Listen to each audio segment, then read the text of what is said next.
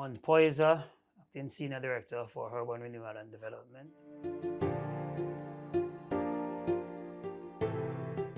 Urban Renewal provides the strategic direction towards the revitalization of our urban spaces. So it's really looking at strategies through policies, programs, and projects to see how best we can address the issues related to urban decay and urban blight in Jamaica.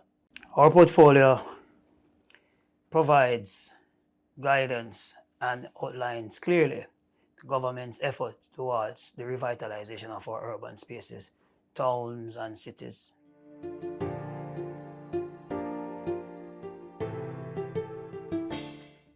The Urban Renewal and Development branch looks at the Urban Renewal and Development Program, which the branch has developed, as the roadmap towards a sustainable urban renewal program for Jamaica. And by that we mean the 12 initiatives, which we call the Urban 12 or the UR12, examine critical areas linked to the 5 pillars of urban renewal. That's physical, environmental, economic, social, and cultural. And these initiatives are linked to SDG, Sustainable Development Goal 11, which is to make cities and human settlements inclusive, safe, resilient, and sustainable. So with national development in mind, once we have these programs implemented, we're talking about the enhanced quality of life of our residents, all the users within the spaces. So it's residents and visitors of the spaces. So these spaces become attractive and pull people to them. Because as you know, the urbanization rate right now in Jamaica is they're about up 56%, and it's expected to increase in line with the global trend, especially given that Jamaica is a developing country. So we are seeing that Latin America and the Caribbean, and we are part of that region, has the fastest growing rate of urbanization globally.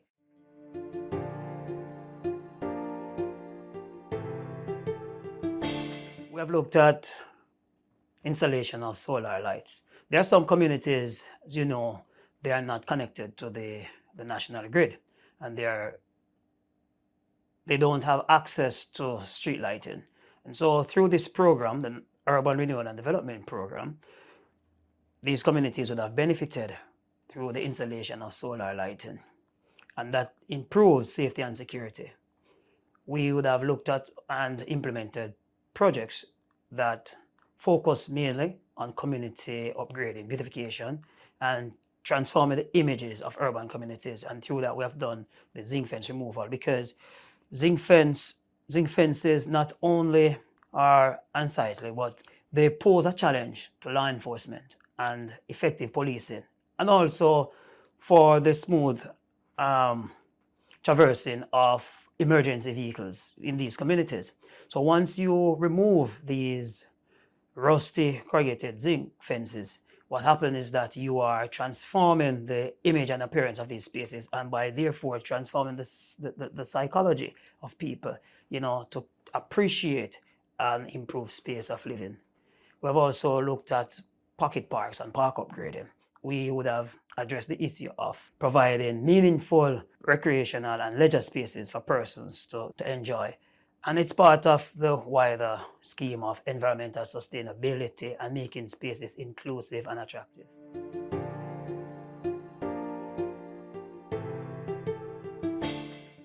In June of this year, the Prime Minister would have made an announcement in Parliament about the Phase 1 of the Urban Renewal Development Program, by which all constituencies will be allocated $4 million to look at projects that will focus on installation of community signs and street signs, zinc fence removal, creation of pocket parks or park upgrading. And we are looking now at those projects. We are trying to accelerate the implementation of those projects so that our own residents and citizens across Jamaica can benefit. There are also 3 major parks that we are looking at in terms of upgrading. The Jack Myers Park in Black River, St. Elizabeth, the Neville Antonio Park in Port Antonio, and the Rudolph Elder Park in Morant Bay. The government of Jamaica, through the Ministry of Economic Growth and Job Creation, is revitalizing the urban landscape and renewing communities for a better tomorrow. Up next.